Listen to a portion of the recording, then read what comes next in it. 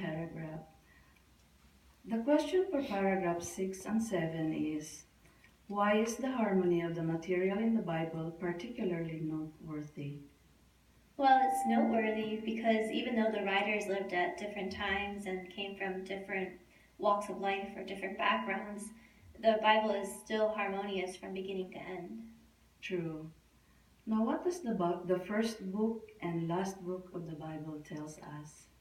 Well, the first book tells us how mankind's problems began, and then the last book tells us how the whole world will become a paradise or garden. Yes, the harmony of the Bible is impressive. Now, the Bible covers thousands of years of history, but what does it relate? It's God's purpose. Very good. Brian, may I ask you, how do you personally feel about this? Well, I haven't read the whole Bible yet, and this does make me think that I should read it in its entirety. But I feel that the Bible is a book from God, and so it should be harmonious. Thanks for sharing that, and that is absolutely right. Now, let us see what are other reasons why we can put our trust in the Bible. Why don't we read paragraph 8? The Bible is scientifically accurate. It contains information that was far ahead of its time.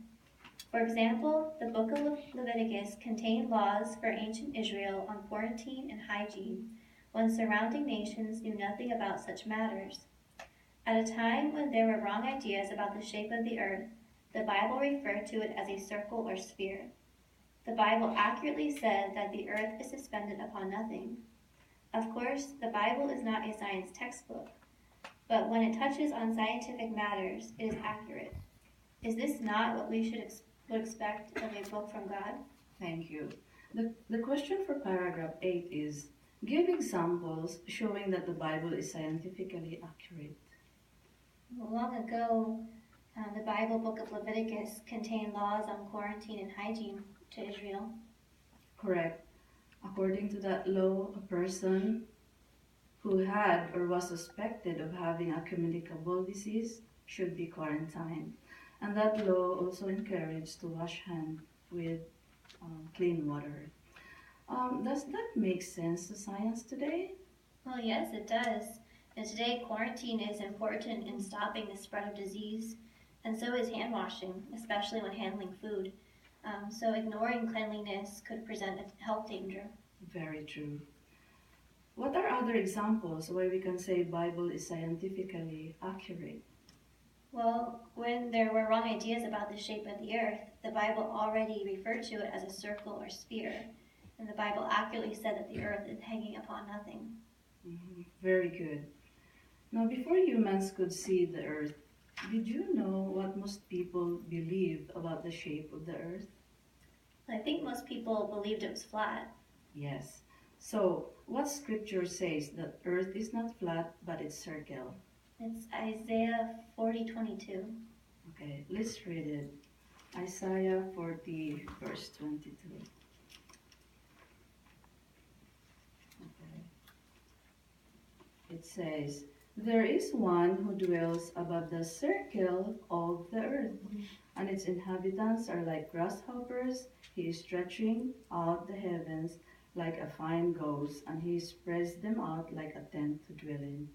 Brian, this was written more than 2,500 years ago, way before the shape of the earth was indicated by Columbus and Magellan, when even the writer Isaiah himself did not see the shape of the earth when he wrote this.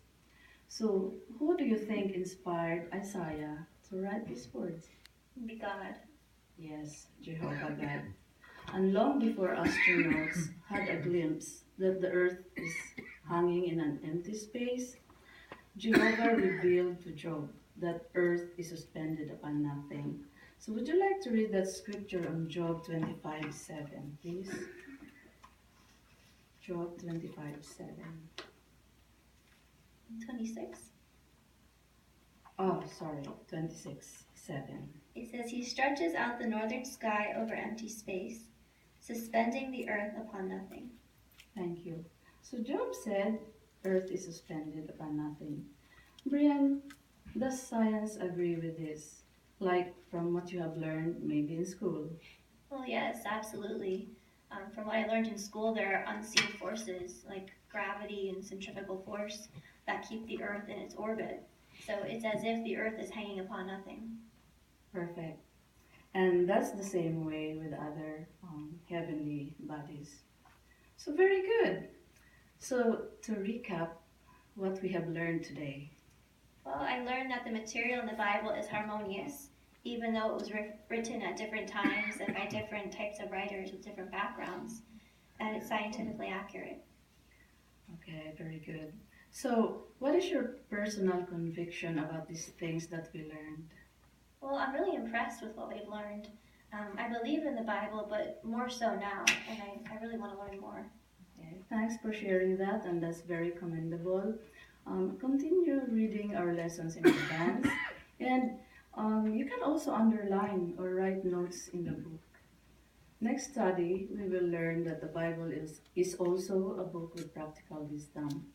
So, Brian, thank you so much, and we will close our study with prayer.